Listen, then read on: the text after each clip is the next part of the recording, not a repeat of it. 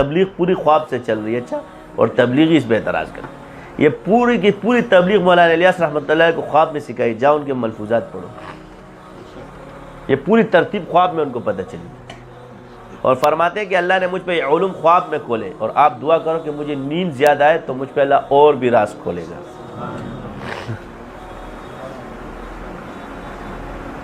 تو یہ خواب تو ان کے لیے حجت تھا. یہ پوری کائنات ان کے پیچھے کہاں سے چلی گئی؟ اب سارے مولوی جو مخالفت کرتے وہ بھی چلتے ہیں. جیسے پہلے اور ٹوپکیان بھی ان کے پیچھے چلتے. پہلے وہ دا کافر.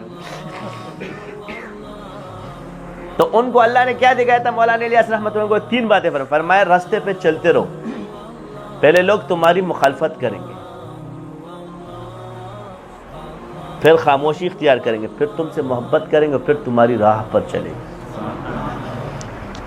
اور وہی ہوا جو تبلیغیوں کے پیچھے پڑا اینڈ میں وہ سارے تبلیغی ہو گئے. اب سب تبلیغ کی تعریفیں کرتے ہیں. کیوں؟ ہم بھی تو پتہ ہے نا مجھ پہ کیا کھولا. مولانا الیاس رحمۃ اللہ علیہ، میں تو صاف کہتا ہوں، مولانا الیاس رحمۃ اللہ علیہ نے جو 6 نمبر لکھے، میں آپ کو ترتیب بتا دیتا ہوں کہ اس میں کیا راز ہے. کلمہ کیا ہے؟ ایمان کی مضبوطی. لا الہ الا اللہ پڑھو گے تو تمہارے اعمال مضبوط ہوں گے، ورنہ ہو ہی نہیں سکتے. جاؤ کر کے دکھاؤ. پہلے کلمہ پڑھو، لا الہ، یہ سارا. اب یہ جو پہلا کلمہ ہے، ابھی ان کو ابھی انہوں نے ذکر میں داخل نہیں کیا، ایمان میں ہے. پھر نماز ہے. پھر کیا ہے جی؟ نماز. جب کلمہ پڑھو گے کثرت سے، نماز تمہاری خود بخود احسان ہو جائے گی. نماز کی قوت آ جائے گی، استقامت آ جائے گی. نماز کو قائم کرنے والے بن جاؤ. کلمہ کثرت سے پڑھو. تجربہ کر لو، جتنا کلمہ پڑھو گے اتنے مضبوط نمازی بن. تصوف اسی کا نام ہے. تیسری چیز کیا ہے؟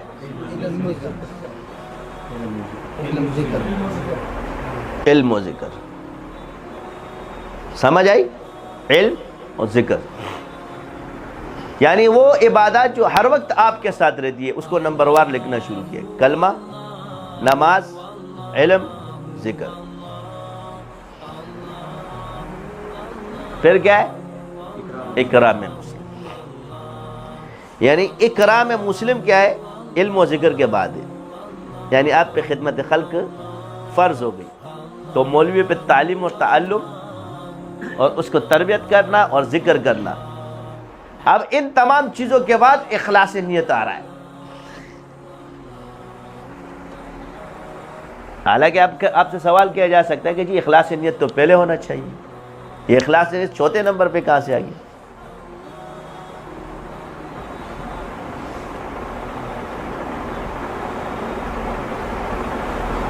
سمجھ آ رہی ہے؟ یہ 5ویں نمبر پہ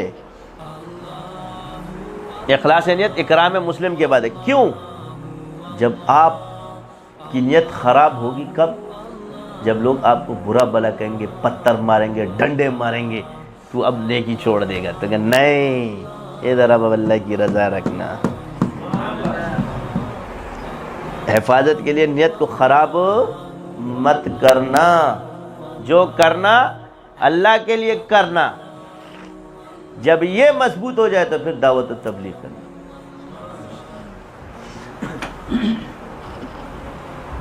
تو دعوت الی اللہ کیا ہے؟ سب سے بڑی، جو کرنا اللہ کی رضا کے لیے کرنا، جو سہنا اللہ کی رضا کے لیے سہنا، ملنا اللہ کی رضا کے لیے، چھوڑنا اللہ کی رضا کے لیے، توڑنا اللہ کی رضا کے لیے. ہر چیز میں ہماری کیا ہو؟ اللہ کی رضا مقصود ہو. تو یہ ترتیب آپ کو بتائی گئی. علم اور ذکر، روح آ جائے تمہاری. علم و ذکر کے بعد اخلاص نیت. تو اپنی نیت کو صحیح رکھو. یہی وجہ دیکھو، مال فلانی شہرانوں کو، میرے کو بھائی نے پیسے نہیں دیے، میں نے تو دیے تھے. نیت خراب ہو گئی، عمل خراب ہو گیا، ریا آ گیا نا. تم نے تو اللہ کی رضا کے لیے نہیں کیا تھا. بدلہ مت مانگو، بدلہ مت مانگو. بدلہ کون دے گا؟ نیکی کر دریا میں پھینک. پہلے تبلیغی کیا کہتے؟ یار ہماری کمزوری ہے. کیا ہوتا تھا؟ ہماری کمزوری ہے. ہم کام کو گالی مت دو، کسی کو برا بلا مت کرو، اس کو یہ ہماری کمزوری ہے۔ راتوں کو اٹھو اللہ کے سامنے رو، وہ مانگو۔ اب ہم ایک دوسرے کو دعوت دے رہے ہوتے ہیں، تبلیغی جائے گا تبلیغی کا دروازہ کٹ کٹ آئے گا، دوسرے کا دروازہ تھوڑی کٹ کٹ آئے گا۔ پہلے کیا آتے تھے؟ دوسرے کا دروازہ کٹ، آج کل کیا تھے؟ اپنے بھائیوں سے ملا رہے ہوتے ہیں ہم سب۔ یہ فرق ہے۔ پہلے جب وہ چیختے تھے نا، یہ دعوت تھی، روڈ پہ بیٹھا اللہ کی دعوت کر رہا ہے، گاڑی میں دعوت دے رہا ہے۔ آج کل وہ آپ کو نظر نہیں آئے گا۔ ابتدائی تبلیغ میں جو 3 دن لگا کے آتے تھے، اس پہ حال طاری ہو جاتا روڈ میں، بھائی اللہ پاک کے پاس، اللہ کے پاس جانا ہے، اللہ کی عبادت کرو، گناہوں سے بچو، یعنی معروف کی باتیں کرتا تھا، نیکی کرو، نماز پڑھو۔ آپ کو روڈوں چوراہوں پہ دعوت دیتے ہوئے نظر آتے تھے۔ اب ہے پرانا طریقہ، نئے طریقے کی بات کر رہا ہوں۔ تو اس وقت کے پرانے 3 دن وہ صرف آواز لگاتے تھے، کیونکہ وہ طریقہ تصوف کے ساتھ چلا آ رہا تھا۔ صوفیہ بزرگ بیعت ہوتے تھے، کرتے تھے، تو جب وہ دعوت دیتے تھے تو دل میں جا کے لگتا۔ اب ہم میں کیا آ گئی؟ کلام تو آ گیا، مگر ذکر تصوف کے طریقے کم ہو گئے۔ تو جب روح بیدار ہوتی ہے تو دنیا بیدار ہوتی ہے۔ یہ کم پچھلے طریقے میں اس کے 3 دن تک آج ہمارے سال نہیں پہنچتے۔ وجہ کیا ہے؟ کہ وہ تصوف کے ساتھ تھے، وہ خانقاہوں کے ساتھ تھے۔ مولانا الیاس رحمۃ اللہ علیہ فرماتے ہیں، جب میرے دل میں کدورت پیدا ہوتی ہے، میں چلا جاتا ہوں میں خانقاہوں میں۔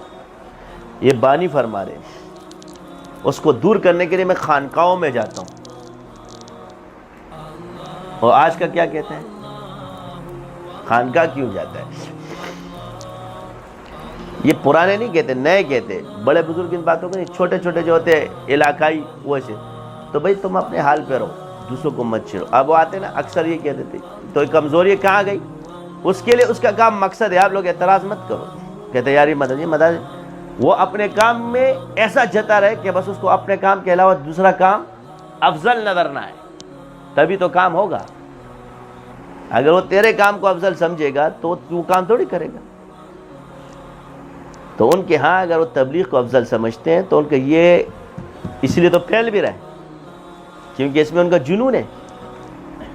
تو اپنے شعبے کے ساتھ انسان کو جنون کی حد تک پیار ہے، یہ کوئی بات غلط نہیں ہے۔ اینڈ میں سب نے دعوت ہی کرنی ہے۔ تبلیغ کا مقصد کیا ہے؟ اگر اس کو شروع میں کرو یا اگر اینڈ کا حد دعوت تبلیغ ہے نا، مگر ان میں وہ اس مقصد تک پہنچے گے تو ایک عالم کی دعوت ہے اور ایک عامی کی دعوت ہے، آخر میں تو دعوت ہی ہے۔